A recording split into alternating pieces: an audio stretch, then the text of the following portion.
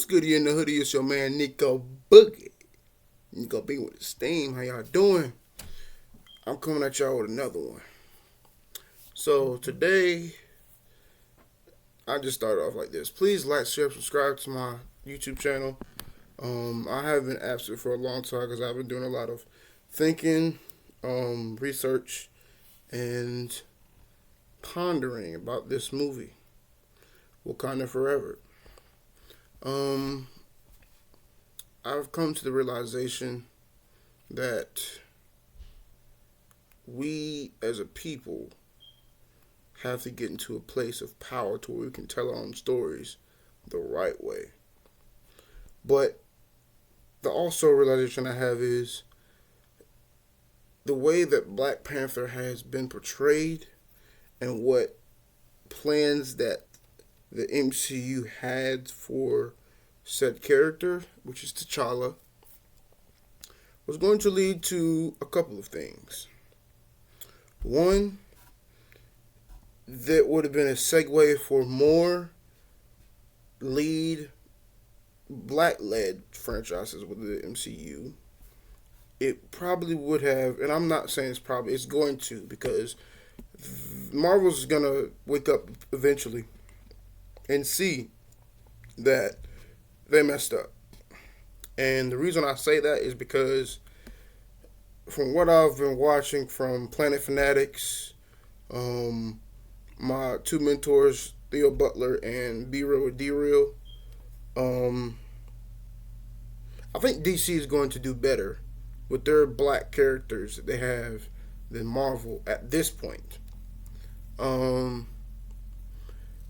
What I'm still waiting to see is how they're going to do with Green Lantern, which is John Stewart, because I did see an article where they're starting to restructure their Green Lantern series, and it's going to center around John Stewart, which is great because they did a decent job with Hal Jordan in 2011, but that wasn't the eye-popping scenario that they were hoping it was going to get. The story from that movie in 2011, Green Lantern, was not really told the right way. And it's nothing compared to what is going on with Wakanda Forever. But I'm seeing spoilers for the movie for Black Panther left and right on Twitter. And at this point, I don't really care. We know what has been put in this movie, that they said that there's a recast, or that T'Challa's name, T'Challa Jr. is in this movie. And it makes you wonder,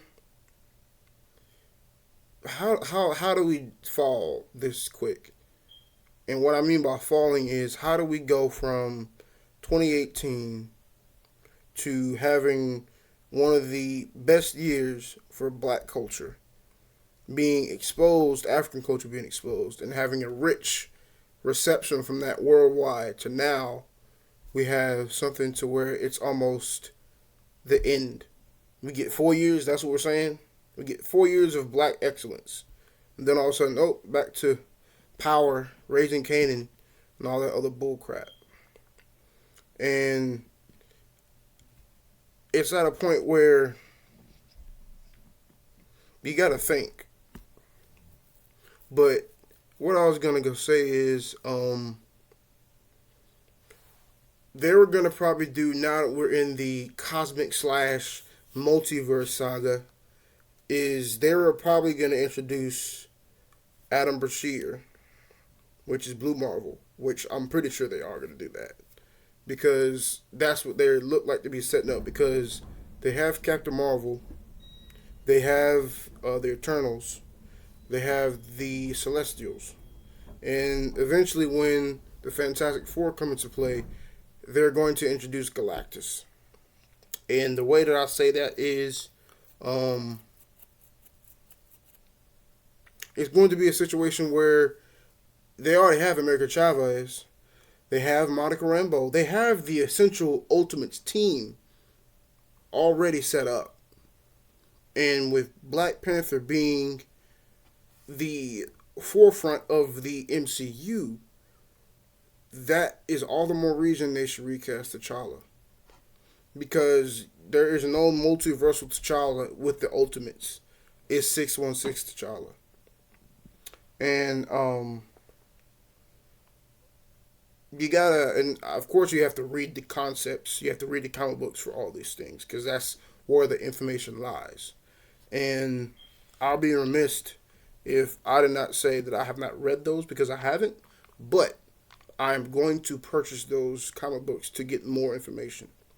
And it's a situation to where us as comic book people to inform those. Let me rephrase that. Just mention it to them because not everybody wants to read comic books, and I understand that. And for the people that create movies that are based on comic books, we don't live in a perfect world, but at least you can have certain aspects of comic books in the films. It's not hard. We have the technology, we have the effects technology that we need. We can do this. It just takes time and effort. And when you're creating certain comic books about comic book movies, in my opinion, you have to kick politics out the door. Because what you're doing is you have to open yourself to what the comic books are saying and not take it as a political message. This whole MCU type deal from this past phase 4. And I probably should have called it when in Endgame they had all the females go against Thanos. And Koye said she had help, she has help.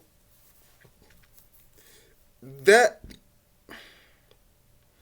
it didn't strike a nerve, but it spoke to what they had in the comics, which is called A-Force, which is a female Avengers team. And that's what people were thinking, and that's personally what I was thinking they were going for. It would have been nice to see that, but you make it to where it's like you went backwards in time. You said, okay, we have all these male heroes that have had their own solo outing.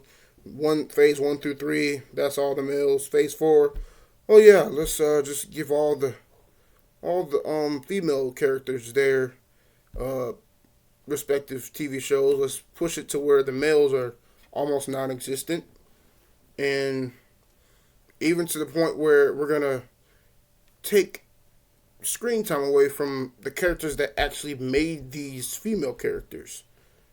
And to my knowledge, in my opinion, Riri Williams should not have been in Wakanda Forever. She really shouldn't have. Because it's almost like you're trying to bring in just a black character that has to do with a whole nother franchise. And I understand the whole technology aspect. Wakanda has the most advanced technology and whatnot. But Riri Williams is so smart that she does not need Wakanda's technology. Wakanda technology is nothing but an upgrade. She took the one of the armors from Tony Stark. And I'm a rephrase this because this is how you could have done it to where it's matching up to the comic books. You remember in 2013 where Iron Man lost all of his armors, and you had it to where he blew them up in the end of Iron Man 3 in 2013? Instead of having Riri Williams make her Iron Man suit out of car parts, which does not make sense to me, have it to where she finds a busted and dusted Iron Man armor from the events that happened in 2013's Iron Man and have her recreate the suit like that. That would made way more sense than what you did in this Wakanda Forever movie. And yes, I have not seen the movie yet. And a small part of me is considering going to see the movie, but it's only going to be under certain circumstances. Because it's an overwhelming sense of you have certain tropes in this movie that are being put in at the very end of the movie, and then the storyline itself, you're introducing Namor, who is literally T'Challa's arch nemesis. And Namor is a anti-hero. He's a villain and he's a hero. And with the X-Men coming into future phases of the MCU,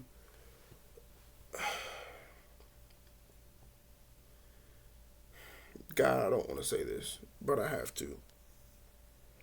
With Storm, you T'Challa Jr. does not need. There is no such way that there can have Storm be a child in the MCU and meet T'Challa Jr. because that does not make any sense whatsoever.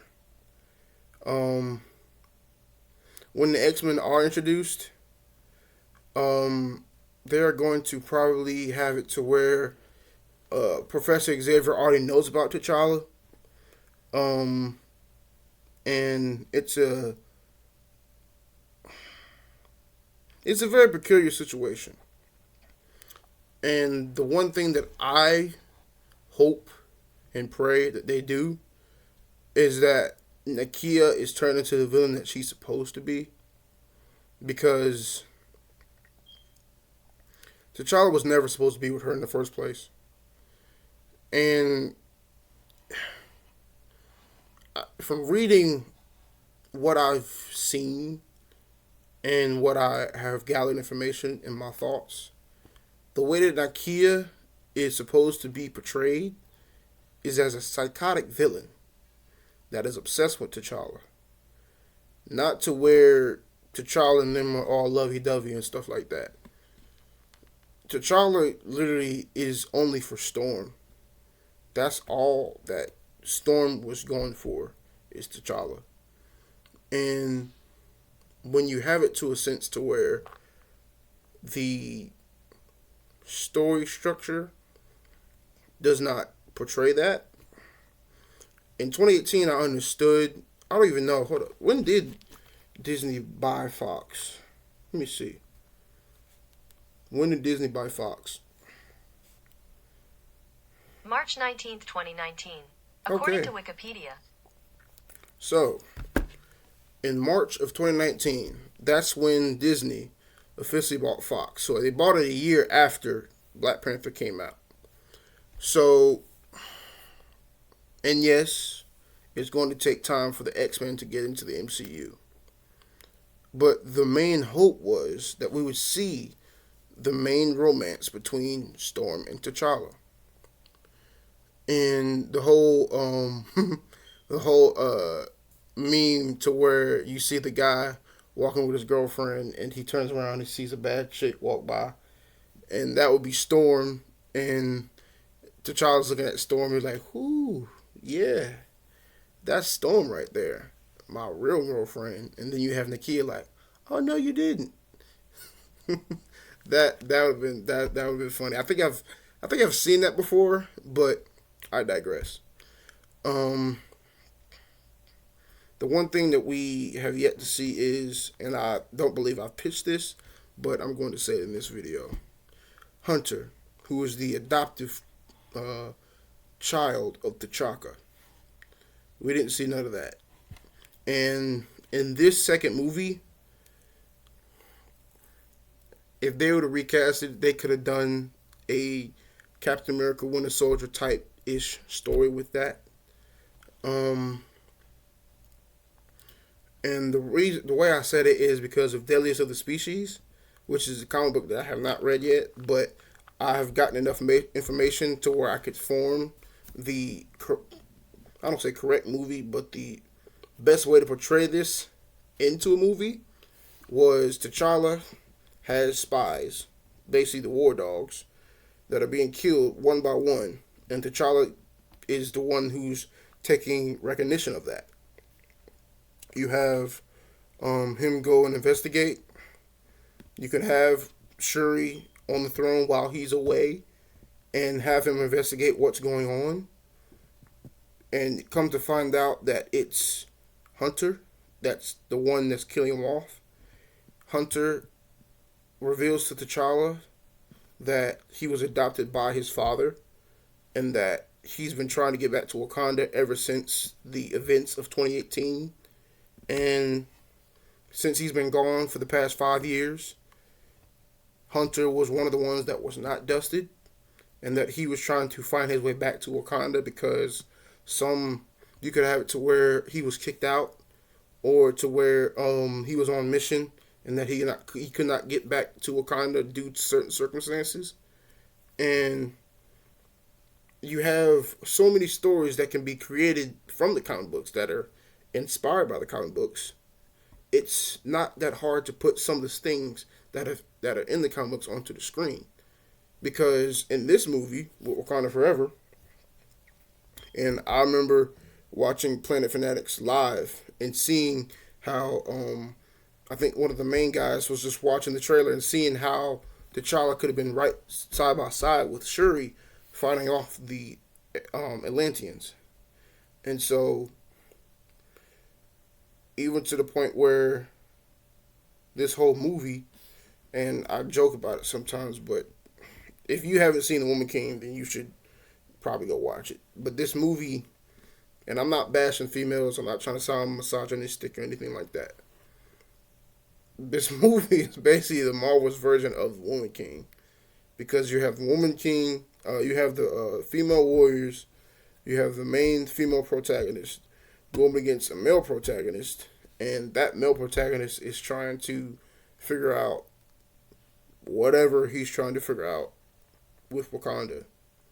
And so I'll end it on this note, and I'll make a separate video. My next video is probably going to be DC, but there's going to have to be a reconciliation for all that has come out. And I saw something on Twitter where the actor who plays T'Challa Jr., somebody said, and I know they had to be trolling, that T'Challa looks like Chadwick Boseman. I'm like, huh? T'Challa looks like Chadwick Boseman. Give him a chance.